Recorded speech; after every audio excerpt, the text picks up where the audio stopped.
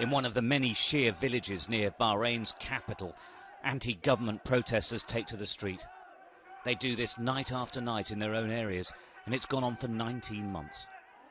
It's a show of defiance to the government that they claim refuses to accept the need for democratic change here.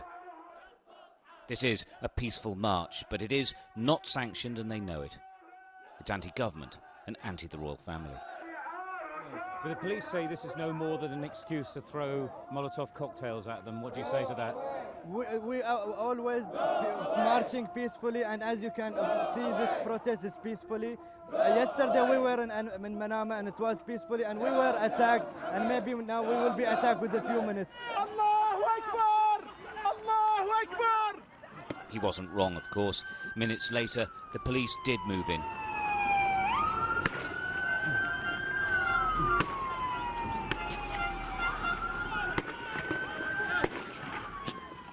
Their tear gas greeted with petrol bombs.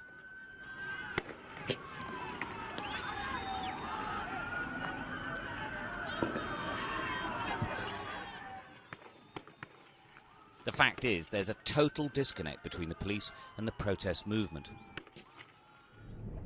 The officers we joined say they're there to keep the peace and keep roads open. Night after night, they have to deal with this. The protesters, though, say they are brutal and, more importantly, they're foreigners with little care or understanding. The problem with this is not representation. There are policemen, and if we're talking about Sunnis and Shias, as what you're trying to, I think, to say here, that probably not enough Shias represented in the police, or not enough I'm Bahrainis saying that the general. community says that the police does not exist to protect it. It is there here to protect the government, and they use foreign policemen to maintain that order. That's not true. I mean, do you know how many Bahrainis in the police force? No, I don't know. So, you know, there's a big percentage of the police that are Bahrainis, and from all segments, from Shias, Sunnis, from all segments of the Bahraini community. The government does sanction some protests, but not in the centre of the capital, Manama. For a protest movement, of course, that is the point. So they infiltrate in small groups, suddenly shouting slogans before scarpering as the police move in. It's disruptive and goes on all day. The question is, what constitutes a proportionate response to what is basically nothing more than chanting?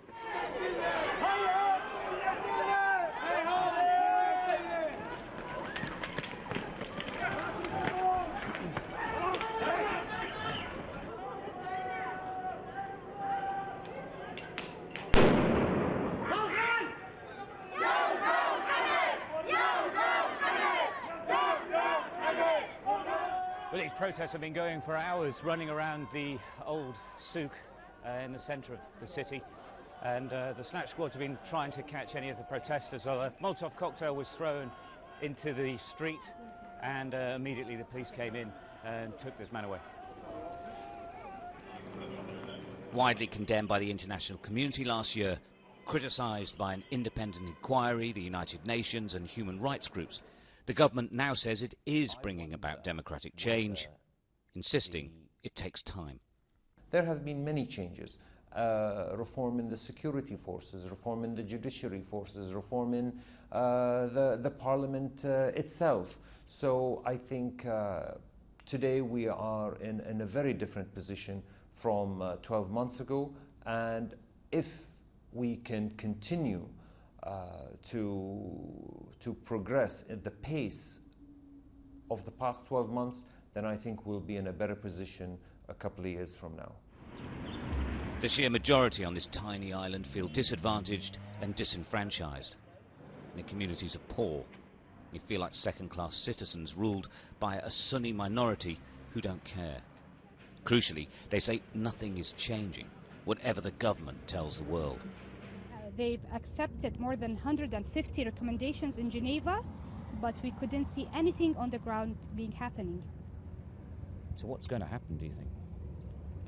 I can't see any bright future. I do believe that they're going to be There's going to be something happening good for people, but when and how, I really don't know. The spirit of the Arab Spring is here, but it is complicated. Political dialogue is possible, and there's room for manoeuvre on both sides.